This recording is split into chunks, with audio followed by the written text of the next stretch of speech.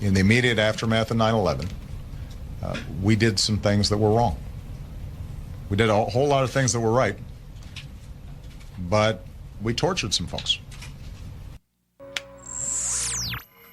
You ever get the feeling that everything in America is completely fucked up? You know that feeling that the whole country is like 1 inch away from saying, that's it, forget it. Let's see, They twist around. Now look, here's a house full of bees. You think the honey badger cares? It doesn't give a shit. Listen, let's get one thing straight. Price is right. Guns don't kill people. I do.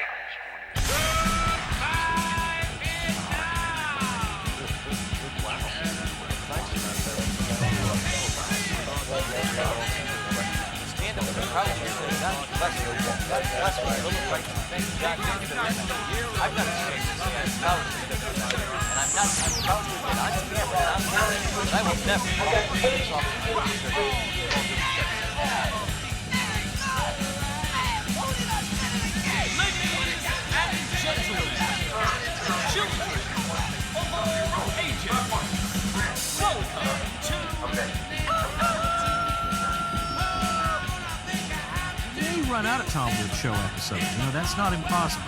So check out Liberty Tree Podcast.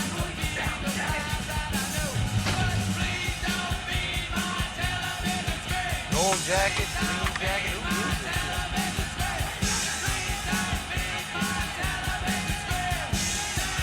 I think some apologies are in order. This is killing me. I have vivid memories of sitting in my childhood bedroom listening to that song, and I can't place it. You can't? No. Really? Yeah. I thought that would just be so obvious to you. Who is it? The Misfits. Oh boy. I mean, that sound is so distinct. Yeah. I don't know how you fucked that up. I'm severely off my game today. Wow. It's because you didn't go to church today. Mm-hmm. I thought it'd be good for people to get to know us a little bit better. Mm-hmm. You in particular. Oh, great. So, all my dreams. I'm going to ask a personal question of you right now, and you can answer it just to give kind of just round out who you are to people that want to know. All right. I can't believe I didn't place that song. I would offer you the ability to. Oh, I bought the Mantis, by the way. Oh, sweet. It was only $100. Nice. Yeah. Used or something? No, off their website. Awesome. Yeah. So I would offer you the ability to, every time you shot a gun, you would hit a perfect bullseye at whatever you're aiming at. Mm-hmm. You could close your eyes, and as long as you know what you're aiming at, every time you pull the trigger, you would hit exactly where you're aiming. Okay.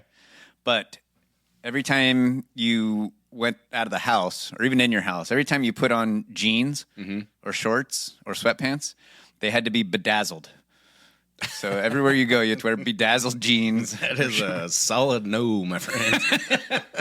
Okay. So that's the kind of guy you are. Before you even got to the punishment for my gift, is I would have no reason to ever shoot. Why would I go shooting? To impress your friends.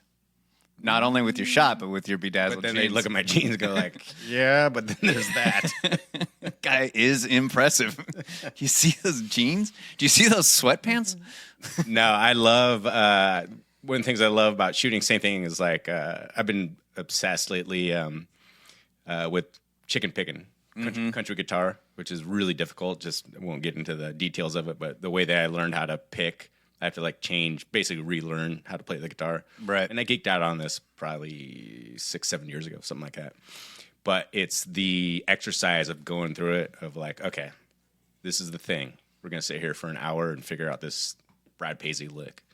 And I have to play it at this mind-bendingly slow speed to play this correctly. Yeah. And we're going to start at this speed, and every day it just gets a little better, a little better, a little better. And then Friday I picked up my guitar, and you can roughly kind of like, okay, I recognize the song you're playing. You know what I mean? I kind of got it up to speed, but it took me 2 weeks just to get this one kind of pattern down. Right. And it's that journey of having your mind engaged. Like, and that's one of the things I love about shooting. It's like doing something like, it's the beginning of anything, jiu-jitsu. Yeah. You're like, you're so bad at this. It's insane. Yeah. It's like, And that's how you're making the most improvements, because you're just like mind is engaged, and you're just like you're seeing these like incremental like kind of things, and 2 weeks later, like holy shit, like I did the thing. You have to enjoy the suckiness Yeah, part of it, of yourself sucking.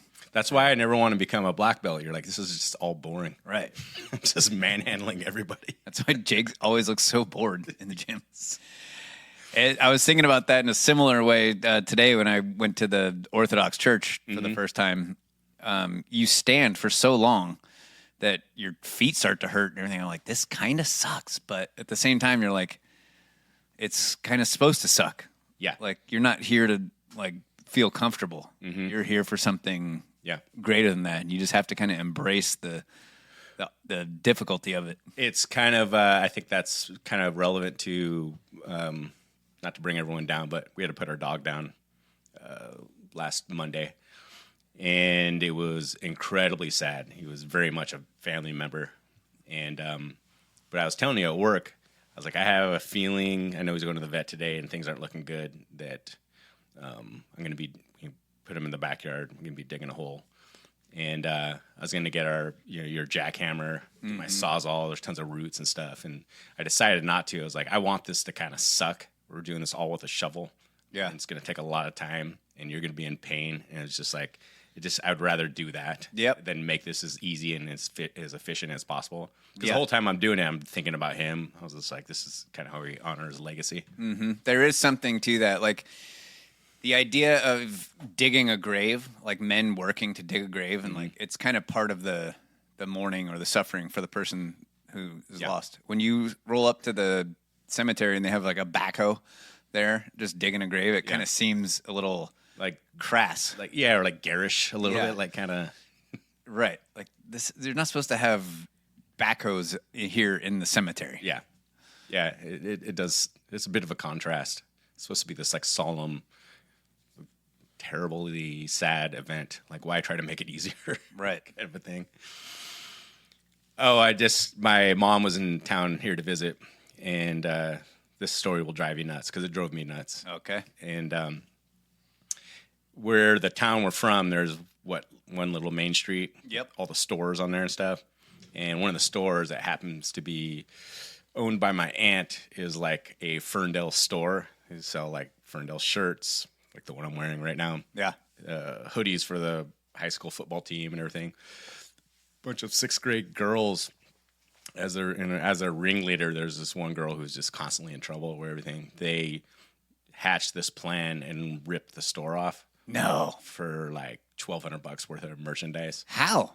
Like they broke in? No. They had this whole plan. They had a lookout, and they had 2 people that distracted the girl working there, and they stuffed their bags, and it just, Girls from Ferndale? From Ferndale.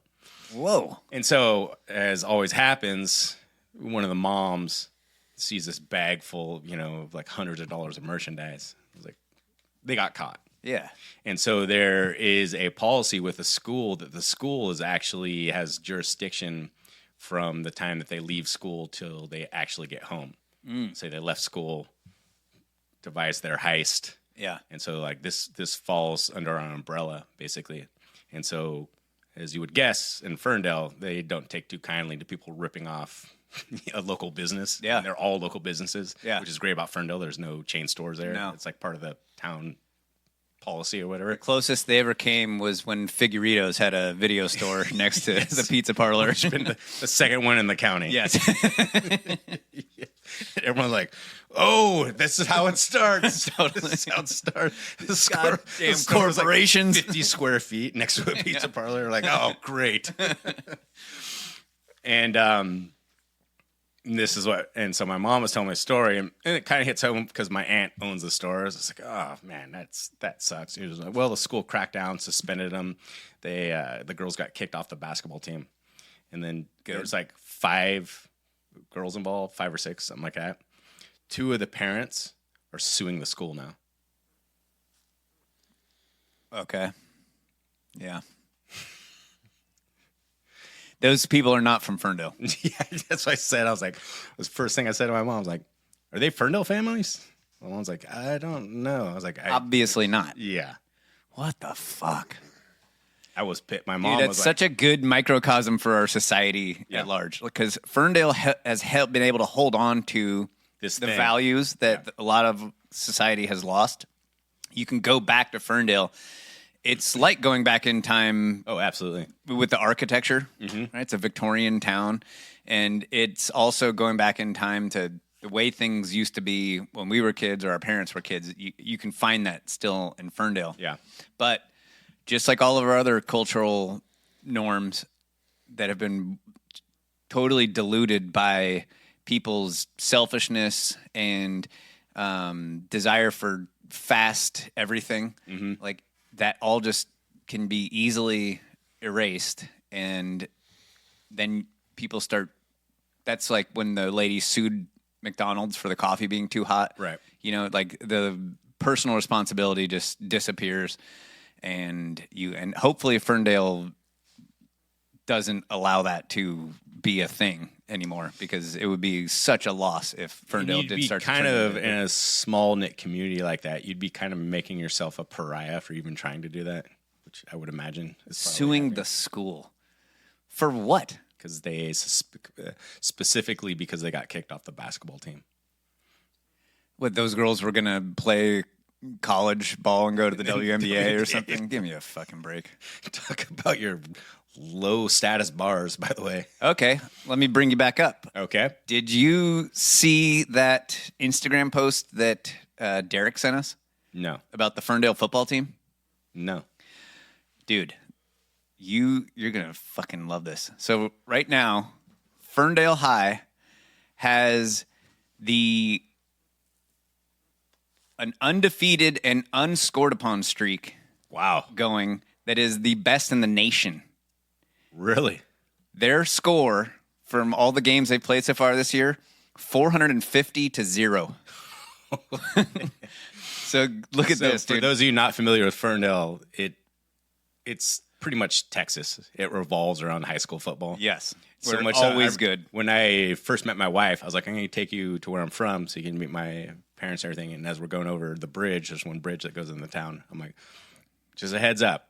Like, we're basically going to Texas right now. Like, it's very small town. It's very, like, we're living in the country. And she made some comment of, like, how I was exaggerating. Yeah. And, dude, it was perfect timing. We pull on to, like, Main Street, stuck behind a guy riding a horse. Nice. She goes like, holy. I was like, yep. There you go. All right, so look at this. This is their schedule so far this year. Fort Bragg, 57-0. Wow. Fall River, 62-0. Fortuna, 49-0. Holy. And Fortuna's big 5. Ferndale's little 5, right? Eureka, Are you serious? 58-0. Oh, my God. Eureka is like a powerhouse. Eureka's the city. When we Yes. when we were kids, we're like, I'm going to the city. That made Eureka. They would always go to the playoffs and play, because they're a big school, like over 1,000 kids, and relative to schools up there, that's huge. Yeah. And they would play De La Salle in the playoffs Yeah. and stuff, and compete. And just so you guys have kind of a metric for what we're talking about, my graduating class was 34 people. Wow. I had one of the biggest classes in a long time. We had 55. Yeah. All right, look at these scores. The last 3 games. Hoopa, 73-0. Jesus. McKinleyville, 79-0. Big- Arcata, 72-0. Another big 5. Holy crap. Isn't that insane? Yeah. I know. I can't believe I missed that. How proud does that make you? Super good mood. I got my cat's hat right up there. Hell yeah, dude. All right, enough of the good feelings, good vibes. Why don't you bring us down, Matt? Oh, okay. I know you got something. So, I had a couple interesting observations, and this one I kind of stole from someone else. But we were talking about. I had lunch with a friend yesterday. It was amazing because I haven't talked to him for a long time, and we'll throw the occasional snarky text at each other that probably get taken the wrong way. But for us to sit like face to face and talk for a long time, it was awesome. He's a very he likes government, thinks government's good. I'm way on the opposite end. And we just had like more of a philosophical discussion about like ideas. Mm-hmm. He asked me a question where I love this. I was like, shit, dude, I can't answer that. I really got to think about. He's like, can you think of one government in the entire world that you like, that you would want to do? I was like, Want to do? like live under like a government structure. Not like sex. No. Okay. I was really hoping we have like kind of an intellectual discussion today, but apparently that's off the table. I had to say to him, I was like, I really have to think about that. I was like, nothing comes to mind. And we continued it over text. He had to leave.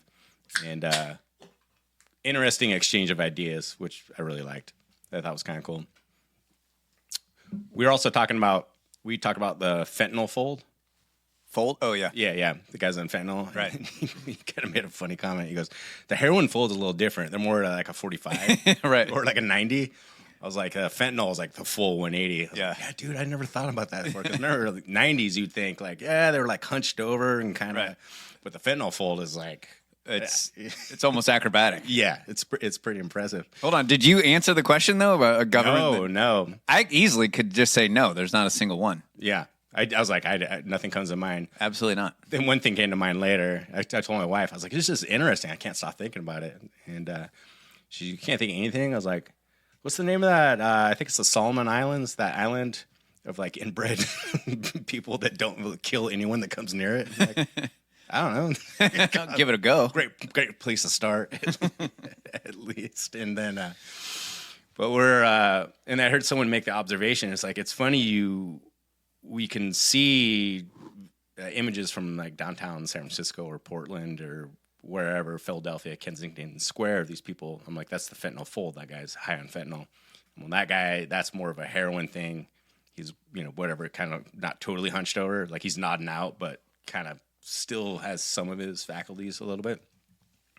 And someone had I don't even remember where I heard it. They had made the observation. I'm like, imagine if there was a drug that just made you like fully block everything out, much like the fentanyl fold, and just stare at your hand like this, ignore your family, everyone around you like this. And I was like, And as I was listening to it, I had went to eat lunch, and everyone in the place, 20, 30 people, just staring at their hand like this. Yeah. Mindlessly doing this with their finger, like just scrolling, like just give me something so I don't have to pay attention to my surroundings or anything. People at a table together, like eating together. Oh, I know. You see it everywhere. Interesting.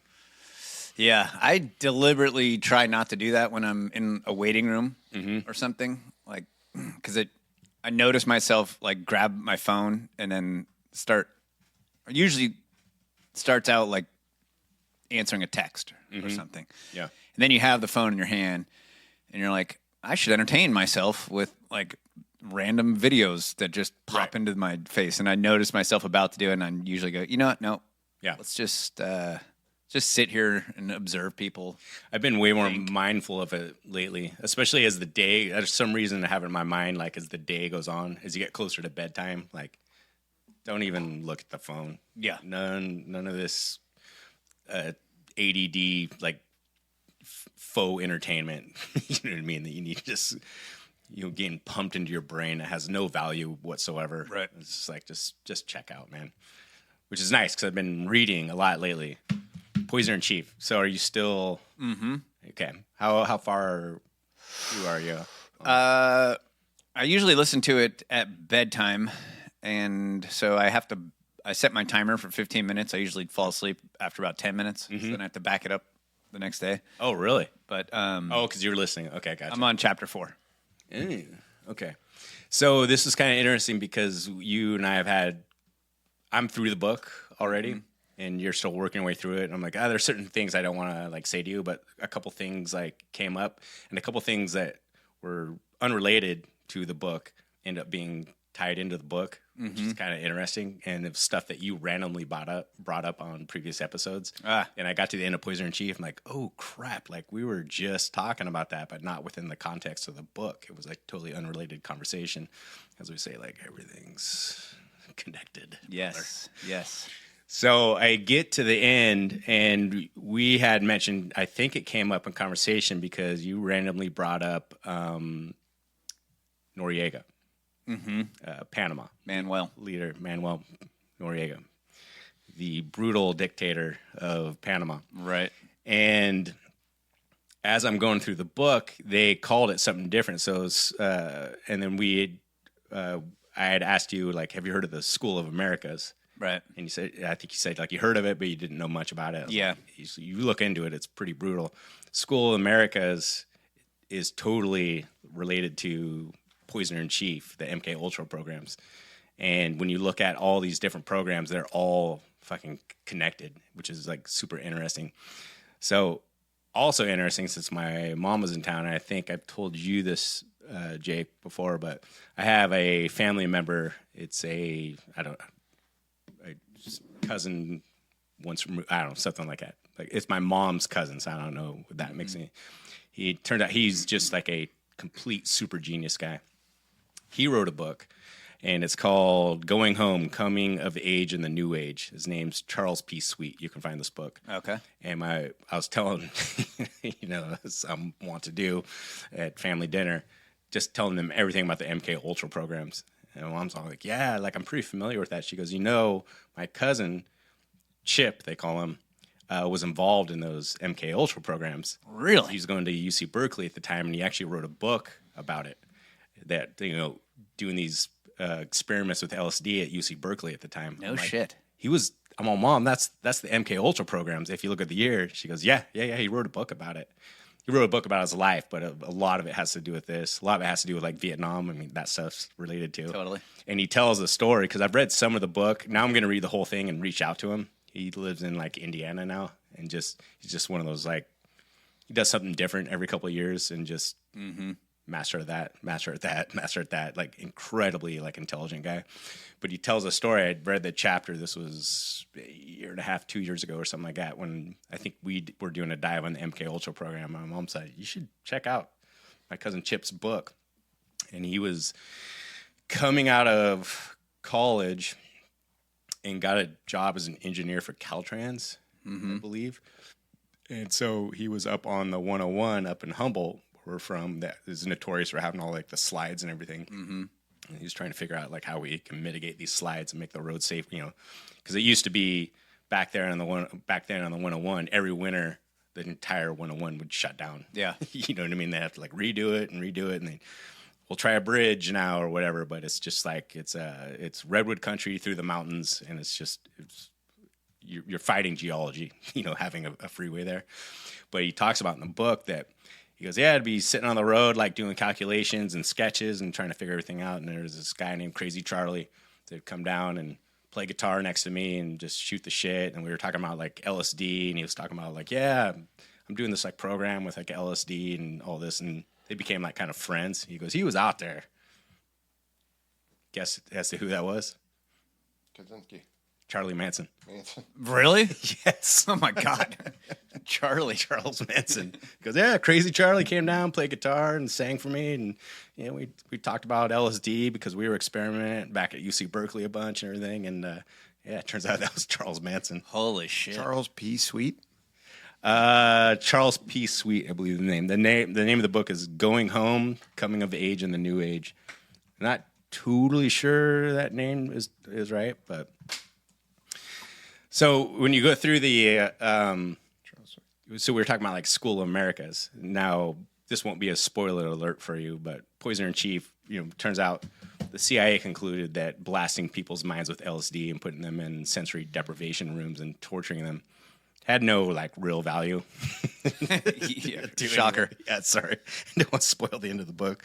But when you get to the end of the book, because the book is laid out kind of chronologically, it's like starts in the 50s with the creation of the CIA and keeps going, or late 40s it would be, all the way, and it kind of tapers off. It skips because a lot of those programs were closed down, using my finger quotes there. And then it kind of picks back up in the early to mid 70s with the Church Commission and all that, where they declassified the documents and started having the Senate hearings and started to hold people's feet to the fire. Another spoiler alert. No one goes to jail for anything they did. So hopefully I'm not ruining the book for you there. Kind of had a hunch. But they were talking about that when you look at stuff like the School of Americas, because I was talking about how this stuff is related, is like we were losing our, and actually in my cousin's book, he talks about this a lot too, because he's talking about he was very, very anti-war, and he just thought the whole thing was wrong right off the bat. And a lot of his book is dedicated to that. But the U.S. was beginning to lose its footing with the Vietnam War. Now, part of this was for the rise of the anti-war movement, and people realizing like, you kind of sold us a bill of goods that we were going to go over there and whip everyone's ass and come home just like World War II. And turns out that's like not what happened. At the same time, the CIA, the State Department, the Pentagon, everyone's still in the clutches of like Cold War hysteria. They're very scared that this evil thing known as communism is going to take over the entire world. And if we're not proactive in combating it, like, we're going to have some problems, right? We could lose this entire country, which if you read Poisoner in Chief, you and I have talked about this a bunch, like they do a very good job of describing of like what the mentality was back then. These guys were like genuinely afraid that would happen, which always kind of confused me because they would also be the first people to say that communism can't succeed. And those two things can't both be true. If it's the worst system that can't actually succeed, then how could it take over the world? I feel like they never squared that in their brains. Yes. Yeah. It's this miserable system that won't work. It's also so powerful it's going to take over humanity as we know it, which is a weird equation to work out in your mind. Yeah. I would say. And the way that they kind of combated it, they try to combat that ideology with, millions of people dying in several countries and governments thrown over. I'd say there's probably something there. So at the same time, like this is about the time that the U.S. government was noticing these political uprisings in Latin America, and which were far leftist groups coming up, and which they just saw like more communism. All this communism is bubbling up. This is where we got the School of Americas, because they're seeing these uprisings like show up like all over the place, and we're like, we gotta figure out like how to kind of squelch this stuff. So they started the School of Americas in 1946, I believe, in Panama. It was like where it started. Now, what was sold to us is that they were starting this school to train up people in Latin America to just kind of keep the peace and keep order. And there were a lot of kind of universities and stuff that Americans attended back then down there. And like, we need kind of like a more robust kind of police presence and just basic social order. That's what was sold to us. Now, what it actually was training these paramilitary groups to go and do things like kidnappings and assassinations and mass murders and genocides at the behest of the U.S. government, because we wanted to have basically a strong arm down there. Right. And this was also done at the behest of American corporations like United Fruit. Like, we also need their resources. So we need these like military groups to do this. And what it was is like, we're going to pick out these like far, very violent, extreme, far right kind of political people, and you are there to make sure they stay in power. And if we get any idea that some leftist commie is gaining political power, like, you guys know what to do. That's what the School of America was. And when you read the end, I was saying it kind of ties into Poisoner in Chief. At the end of this book, they talk about MK Ultra kind of winding down. There's like, because people are going like, look, we're kind of getting a decent idea of like what you guys have been doing, which is, I mean, you've read some of the stuff. It's some of the most horrific torture that you can ever imagine. Yeah. And then they came up with a manual called the Kubark manual, Kubark. This manual has been declassified and it's online. You can read it. And what it was, it's a manual on how to torture people. It's a step-by-step guide. It's what they did is they took everything that they took from the MK Ultra programs, like, okay, like LSD is like not really a thing. We didn't get mind control or a Manchurian candidate. Like, I know it sounds hyperbolic. That's actually what they were trying to do. Yeah. It's declassified. It's Yeah. like, but these techniques did work. You know, it's everything from sensory deprivation to sleep deprivation to dehydration to starvation to psychological torture to the old-fashioned one of like, what if we just beat the shit out of this guy every day for a couple months? When you say they did work, you don't mean it resulted in mind control. No. It just was torture. Broke them as a human being. Yeah. And, you know what I mean? It was like, and so they're saying like, Completely broke them, like Yeah.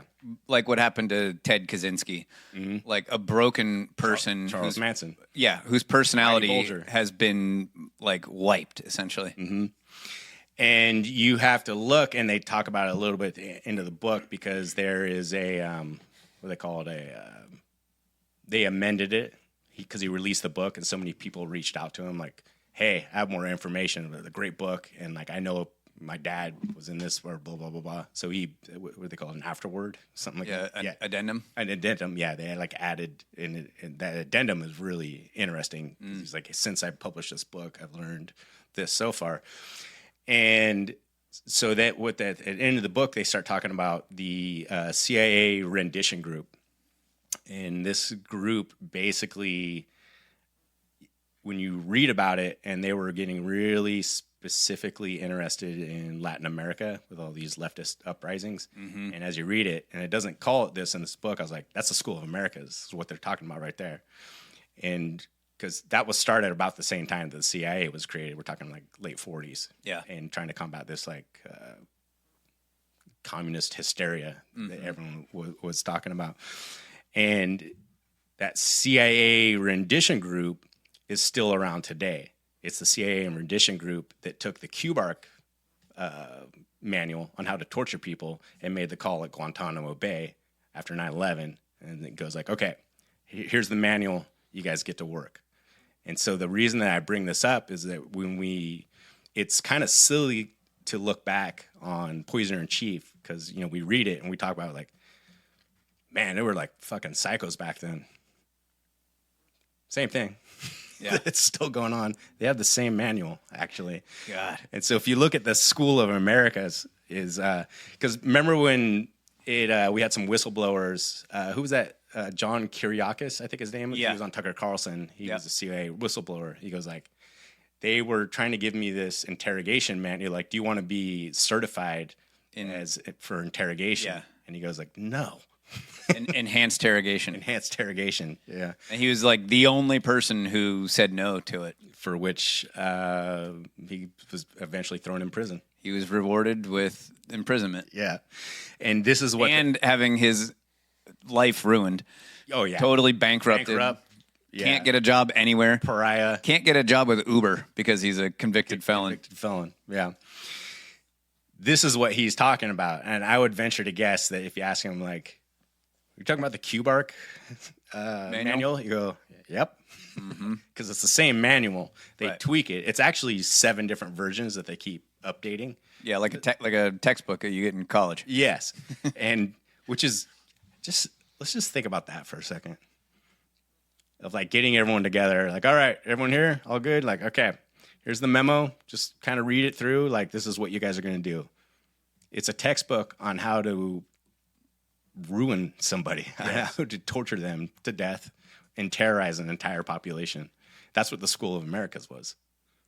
And it was a college for torturing people. And they have no shame in doing that. Yeah. To the extent that they will update the manual periodically. Yeah. And they don't update it with like, hey, we went a little too far with the waterboarding. It's probably more like, no, when you do the waterboarding, make sure that you use exactly 1.5 gallons of water. We've upped that from 1 gallon. If you do the waterboarding and electroshock therapy, that guy will start singing like a bird. You can really ruin that guy. Yes. And this is what Obama was referring to when he came out when he was president. And he goes like, look, we tortured some folks. And then we had a collective shrug as a nation and went like, fair enough. Moving on. You're like, 5th stage of the head box. yes, which is, to be fair, he had a lot on his plate. I mean, he had double tap drone strikes, illegally invading 7 nations in 5 years, crashing the economy, and then giving the people responsible for $800 billion. Trying to hide the fact that his wife was a man. I mean, you can't just be so myopic and just concentrate on this one thing. These illegal, torture programs. But when you take all these things, starting with Poisoner in Chief, and then what we know today about like Guantanamo Bay and stuff like that, and when you put them all together, because it goes like, when you look at the dates and you go like Project Artichoke, Project Bluebird, MK Ultra, Project Midnight Climax, CIA Rendition Group, Guantanamo Bay, School of Americas, and you put them all together and it makes a seamless continuum, all using the same manuals and declassified documents. And so this answers the question like that we hypothetically ask to someone. I'm like, okay, so if we know that, you call it the deep state, whatever you want, if we know these people did this like truly barbaric, like unthinkable things to people against their will, when do they stop? Right. And the answer is they didn't. They did not stop.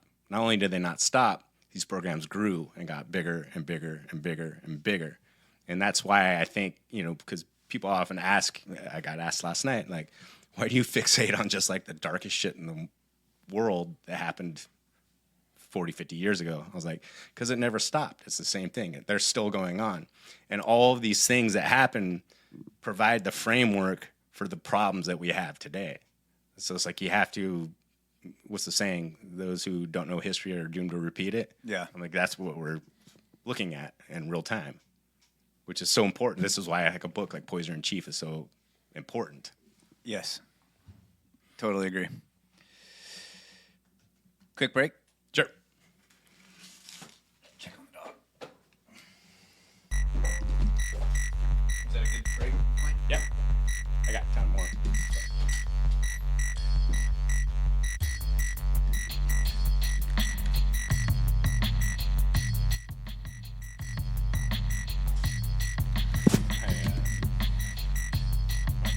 My brother called me. Or he texted me.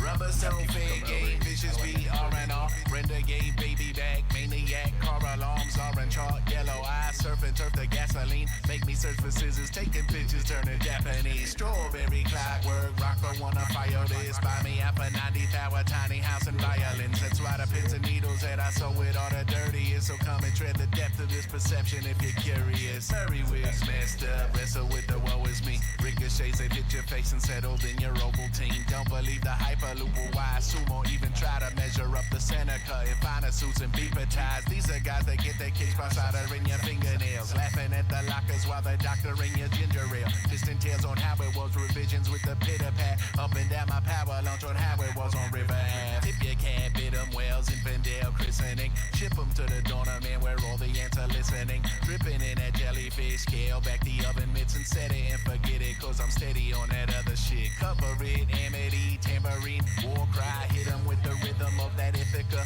Short line, more time needed to be seated at assembly. We've come to take the lunchroom and the mushrooms made of centipede. The barrier that you are discussing is the aura of this planet. It is the communicative channel through which the Million Council governs this planet.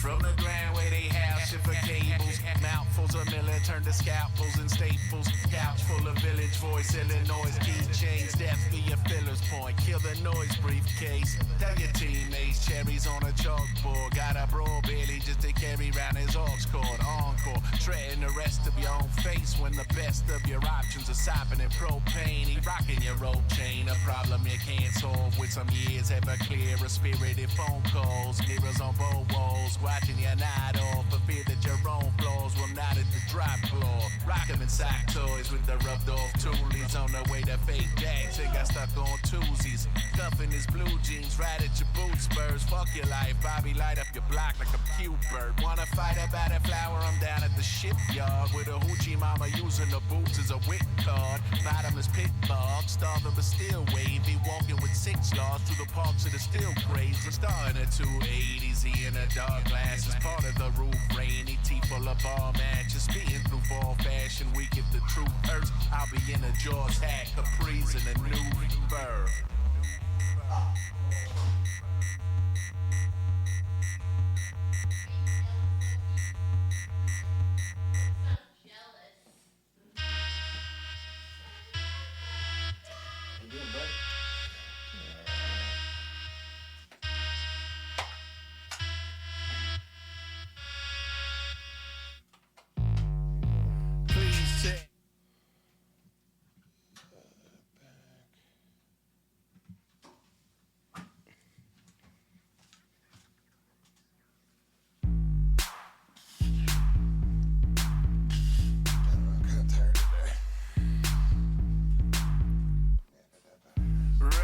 head full of nicotine. Buy beer with the tip receipt.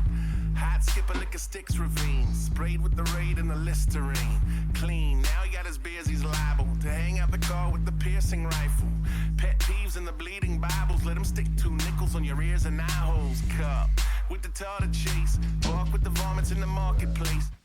Napoleon Dynamite video is amazing. You blow it apart? Yeah, it's an hour and 45 minutes of documentary about underground fighting. So they got this group called Street Beasts and another one called King of the Streets that are just basically people fighting under overpasses. And, Wow. yeah. And Nice. Like, he does an expose about that kind of thing. I've seen Street Beefs before. Yeah, the King of the Streets one is brutal. Highly recommended. It's a long one, but watch it a little bit at a time. Super funny. What he does. I'll put an ending on this because I'll go into the Venezuela stuff. Okay. Yep. We ready? Yep. So we had brought up about the School of Americas, which has kind of got me going on this whole thing. Mm-hmm. And now this started because the U.S. was they were seeing more of these like leftist uprisings going on in South America at the time. And so they started training people. Basically, they wanted to quell these leftist uprisings through like really brutal like paramilitary techniques. And so you brought up Noriega, and it made me think, like, just like Saddam Hussein, we were sold on the bill of goods that he was a brutal dictator. Gassed his own people. Killed thousands of his own people. He was a drug dealer and all the usual like boogeyman propaganda. And then you look at the list, I was like, it's interesting that we're sold this same kind of propaganda over and over, but when you think about the amount of resources and time that goes in to convince us that this guy needs to go, needs to be overthrown, they always leave out one part, and that almost always this guy was a U.S. asset. Always. Manuel Noriega, graduate of the School of Americas. So he knew what he was talking about when he called the School of the Americas American Death Squads. Yeah, it was called in South America, they call it the School of Assassins. That was like the nickname for it. The Los Zetas drug cartel, Mexico, School of Americas. Have you ever heard of, remember Manuel Zelaya? No. 2009 Honduras, they overthrew the democratically elected government in Honduras. Okay. That was done by a guy who graduated from the School of Americas. There was, do you remember the El Salvadorian death squads? Remember hearing about that? That was a guy named Roberto Dualabusan, something like that. Graduate, School of the Americas. All these people were trained by the U.S. military to do specifically what they did. And then we were sold on the bill of goods that, like, this evil guy needs to be, like, taken out so far. And in the case of, like, the South America and the School of Americas, like, these horrific, like, interrogations, like, you got to realize the techniques and all that, these all came from the CIA program, so which goes all the way back to the poisoner in chief. And so when people like to kind of scoff at like why we're so fixated on the stuff that happened before, I'm like, well, it's still happening and we're still suffering from like the effects of it still to this day. You know what I mean? And we're still funding dictators in foreign countries who are put there because we want to be able to control that country. And as funny as always happens, like when we get like a whistleblower or some journalist goes, I'm going to go down there and check it out. Like I keep hearing all this stuff, and he runs into some poor woman in some remote village in South America who shows the journalist a mass burial with, hundreds of bodies in it. It looked like to be mostly women and children. And the guy comes back and writes an article. What do these organizations do? They kill him. No. He doesn't kill himself? Oh, I'm sorry. He kills himself. Right. My bad. 2 shotgun blasts and hang himself at the same time. These organizations, they go like, fair enough. And they just change their name. Or they outsource it. Or as we know it, they subcontract, much like the CIA and the NED and USAID. Right. Or with the School of Americas, it became the, what do they call it? Western Hemisphere Institute for Security Cooperation, with more of an emphasis on community outreach. Of course. Yeah. Wow, that's a euphemism if I've ever heard one. But have you guys ever heard of the El Mozote massacre? No. This happened in El Salvador. And a paramilitary group was led by a guy named Domingo Santa Rosa, I believe. They went into a village. El Mozote was the name of the village. There was 811 people there, murdered everyone, and just left them there to rot. And that entire battalion graduated from the School of Americas. There's another guy that I just picked a few. There's literally hundreds of examples of what the School of Americas did. It's the most brutal stuff, Most of it, I was like, I would find something. I was like, I don't want to talk. I don't want those words coming out of my mouth. Wow. Like, it's just too brutal. There's another one. This guy, it's called the Death Flights. And this guy his name was Adolfo Scalingo. This is in Argentina. So this is like, I think it went from 77 to 83. Again, leftist uprisings, a little bit of loose talk about communism and, you know what I mean? The common good and all this stuff. And the U.S. State Department at the time was basically, we put these insane, violent, right-wing, fucking fascist, like paramilitary groups into power down there, whether it be for the United Fruit Company or just it would be politically expedient. And we would basically, it's the same thing of like being in a bar maybe or a restaurant and some guy's chick has too much to drink and she's like getting loud and boisterous and pissing everyone off. And you don't look at the chick, you look at the guy, you're like, dude, handle this. figure it out. That's what the U.S. State Department did with these right-wing factions down in like South America. So as it was going on in Argentina, we had this guy, Rudolfo Scalingo, and he did these things called death flights. He would round up everyone that he figured was a political opponent, like a leftist or whatever. And he'd say like, hey, we're going to put you guys all on a plane and fly you somewhere to get your vaccinations. And so they get all on the plane. Like, we're going to give you the vaccinations on the plane. It was actually sedative. As soon as he gave them the shots, they'd fly out to Atlantic Ocean and just push all the bodies out in the ocean. It's estimated that he did this between like 10,000 and 30,000 people. Good in God. Argentina. And so much so, he eventually stood trial. He was sentenced to, I think, 640 years. So, wow. And he was like, I lost count after like 8,000 people. I have no idea. But the examples of this, like, they go on and on and on and on when you tie it to the School of Americas. And it made me think, because we talk about like so much of the stuff they're attacking the problem after the problem has become a problem, because here we are, all of these things that we did in the past. And to answer the question, like, why are you so fixated on this dark shit that happened so long ago? I was like, because we're dealing with the effects of it today. And they're still going on. Not as it was, even worse. They're bigger. They're more coordinated. We're still torturing people in Guantanamo Bay. And we've been having, like, for example, the immigration debate my entire life of like, and then people wonder aloud, like, it's so crazy. These people, they just risk their life to come to America for to have a better life. You know what I mean? You read the stories about the Darien Gap and the cartels and like what women experience, for example, is like, it's just brutal. Like, it gives you chills in your spine. And you go like, yeah, that could be it. Like, maybe they're coming here for a better life. Maybe that person's first memory is their parents being executed at El Mozote. You know what I mean? Like, I'm just saying, like, this stuff plays a part in what we're dealing with today. And I think that needs to be part of the conversation. 100%. Yeah. Well, that is, and it made me think the reason why I brought it up with Venezuela, as and I downloaded my TED Talk on my mom. My mom's like, have you followed this Venezuela, the drug boat thing? I was like, yeah, it's crazy. Because think about it. Like, we don't do that here. You get a trial. You know what I mean? There needs to be evidence.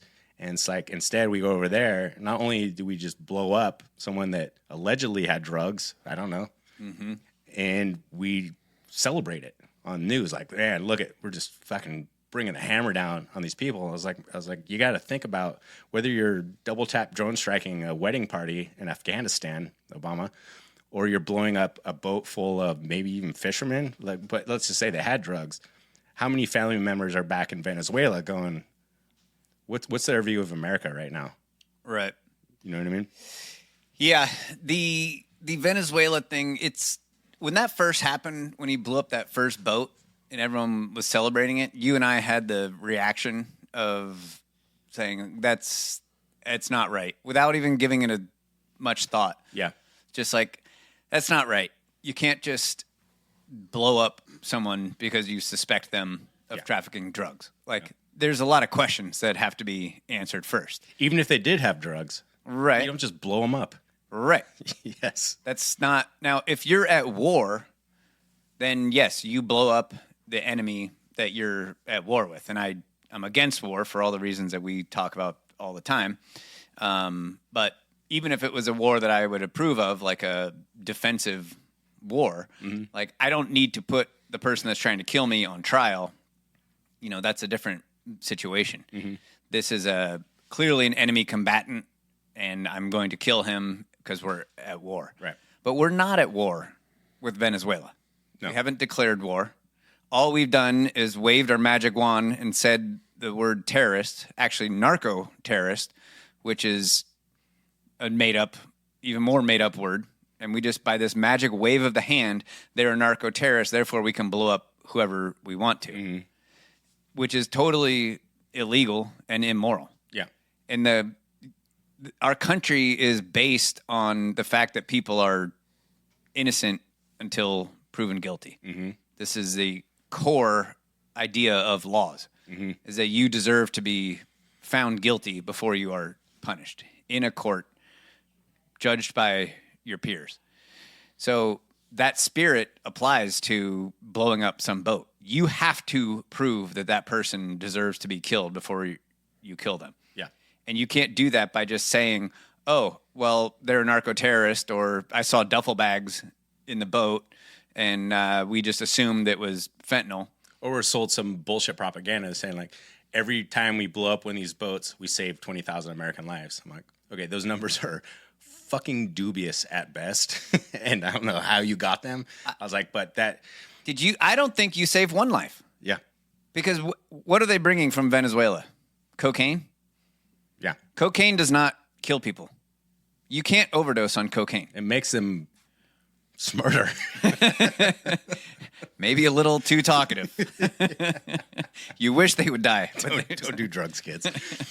But it makes me think, because we were talking about attacking the problem after the problem has become a problem, is you have to... It's like the FDA coming out and like, we figured it out. Ozempic. It just makes the fat go away. And well, your first question should be like, what the fuck is in that pill? Like, your second question is why though? Why is everyone fat and gross? Like, my rough understanding of obesity is what you put in your body and what you do with your body, i.e. exercise. Like, why are people like this? Like, and when you ask them, what are they putting in their body? When you ask them that question, they say, "Oh, it's just how it is. There's nothing we can do about that." And they even said immigration it's just a thing. That doctor from Harvard said on 60 Minutes that diet and exercise, we have to throw that out the window. We can't think about that anymore. Yeah, is that insane to think about? Right, and so it's the same thing with the drugs. Like, why does everyone want drugs in America? No, it doesn't have any. You can't think about that. Exactly. You don't want to think about that. That's what all this stuff like had me thinking about. It's like, okay, why are people risking their lives to get here? Like, why are people risking their lives to bring drugs here? Why is there such an appetite for drugs here that people are willing to risk their life to bring drugs here? Right. Like, why are 40% of adults on SSRIs? Like, why are we seeing skyrocketing events of suicide and depression and anxiety? Like, that's kind of what we should be talking about. And to go back to the Ozempic thing, they're like, why are people fucking gross? And even if it were true that these drugs were, if it was fentanyl coming into the country, that everything that you just said still applies, and everything I said still applies. You can't just kill people without knowing for sure that they're committing the crime that you're accusing them of. And you still have to address the reason why they're trying to bring fentanyl into the country. But the fact is, there is no fentanyl coming from Venezuela. All there is cocaine, and cocaine doesn't kill people. No one has ever overdosed on cocaine. Chris Farley died of a heart attack because he was overweight, and he was also doing heroin. Okay? So he didn't die from cocaine. John Belushi didn't die from cocaine. Yeah. So fuck off with your saving 20,000 lives by blowing up this boat that you had no proof that they were actually... We're almost in the realm of thought crime. Totally. Like, we blew these It's a people pre-crime. up because what this would have resulted in is 20,000 people. It's like, okay, first of all, I need those numbers explained to me. But I'm like, you can't blow people up in the middle of the ocean based on a hypothetical of like what they might have done. Right. As if this boat was actually going to drive all the way from Venezuela to Florida. I don't buy that either. So anyways, Trump recently kind of let the cat out of the bag, I think. That what this really is about is regime change. School of Americas. Can you play that clip number 9, Jake? So he recently did a press conference, and he was talking about Maduro, the president of Venezuela. I gotta say, the production here is getting slick. He recorded a message to you in English recently, offering mediation. What should we do he has, to stop that? He has offered everything. He's offered everything. You're right. You know why? Because he doesn't want to fuck around with the United States. Thank you, everybody. Thank you. All right. So we're done then, right? He offered everything. He knows that if he does fuck around with the United States, that there is going to be a regime change on him. And so he said, okay, whatever you want. I'll do whatever you want. Yeah. But guess what? Not good enough. Yep. That should tell you everything you need to know right there. He gassed his own people. Right. No, that's not going to work. You can't give us everything. You just have to go. We are the United States. You are Venezuela. What we say matters. It doesn't matter what you say. It doesn't matter that you were democratically elected. No. And I'm not like defending Maduro or communism. I think that poor country has squandered every bit of wealth that they had. No, and I also want to clarify that it's easy for us to sit in our comfort and complacency here in what I still believe is the greatest country in the world and always will be. And it's easy to be that pain in the ass shithead, which I fully was at 23 in college. Oh, I read Chomsky, now I'm reading Howard Zinn, and you know how bad America is? Like, that's an easy thing to do. But what we're saying is, like, there has to be I feel that we kind of suffer from a degree of presentism, that we have all these things, these issues. I'm like, well, you have to understand the framework and the conditions from which these problems derive from. And that's why I brought up the School of Americas and tied it into like immigration, for example, or drugs in Venezuela or whatever. I'm like, all these things that we do in the past that we know that happened, right? They admitted that they did it, the CIA, for example. And it's like, we're dealing with the repercussions of these things now. Right. And we're still doing these things. So down the road, it's going to be this problem. It's going to be this problem. And there needs to be kind of like a general kind of understanding and awareness of like the things that we do have fucking consequences. Yes. Play number 10, Jake. So after Trump made that statement on October 17th. That's a fucking great meme right there.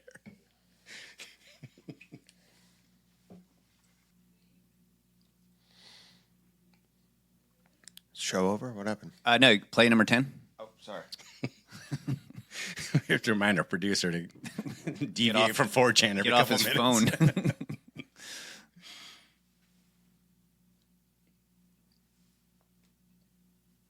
Congress is likely, Mr. President, if you are declaring war against these cartels and Congress is likely to approve of that process, why not just ask for a declaration of war? Well, I don't think we're going to necessarily ask for a declaration of war. I think we're just going to kill people that are bringing drugs into our country. Okay? We're going to kill them. You know, they're going to be like dead. Okay? Oh, okay. Yeah. was a great, makes a lot of sense. nuanced conversation that we had there. Okay, no, Hashing there's out the a issue. declaration of war. Yeah, take your declaration of war, shove it up your ass. I'm just going to kill people. Okay. Do you want paper or plastic? I know. Stop So listening. I guess the when he said Congress. I guess the Constitution is just no longer applies. When's the last time that we had a declaration of war? World War II. World War II. So Pete Hegseth went on to comment on this topic, and this is perfect. I'm glad that he said this out loud. Go ahead and play that one, Jake. This is not a video. Oh, it's not? Okay, so what he said was, I thought I had the video, but he says, just as Al-Qaeda waged war on our homeland, these cartels are waging war on our border and our people. He added, there will be no refuge or forgiveness, only justice. Oh, okay. So just like Al-Qaeda attacked us on 9/11, we went and invaded Iraq. Thank you. Thank you for making it clear what's actually going on here. There's another level of richness to tie it back to the School of Americas. Who created Al-Qaeda? We did. Thank you. Who created the Taliban? We did. ISIS. Us. Boko Haram. Yes. And who did we fight in Iraq? Al-Qaeda. Really? Then who did we give money to overthrow Syria? We gave money to that. What are they called? The new Al-Qaeda. Yeah. That now one of the Al-Qaeda leaders is the head of Syria. I'm glad he brought up 9/11. Who funded Osama bin Laden all the way up into the 90s? The CIA. CIA. Yep. U.S. asset. Yeah. So it seems like we're just doing the same thing again with Venezuela. Pull up the chart, Jake, of where drugs come into the United States. So I talked about this last time, but the amount of boats that bring drugs into the United States is like 1/100th of the amount of drugs that come across land. Is that 1/100th? No, 1/50th?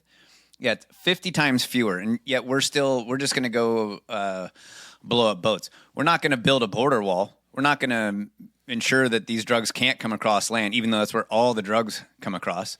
There has been no wall built since Trump has been in office now for 2 terms. There's still giant gaps in the border wall. That would be a thing that we could spend money doing, and we wouldn't have to kill innocent people. You just shut down the border and stop the drugs from coming across. You could blow up their tunnels if you need something to blow up. So the Colombian, will you click on that Colombian president link there, Jake? So Colombia's feeling the heat too, because this attack on South America that has been going on since the School of the Americas is also spilling over into Colombia. And the president of Colombia basically, I thought there was a video. So he says that Trump, here he goes, Petro, this is no war against smuggling, Petro said. It is a war for oil, and it must be stopped by the world.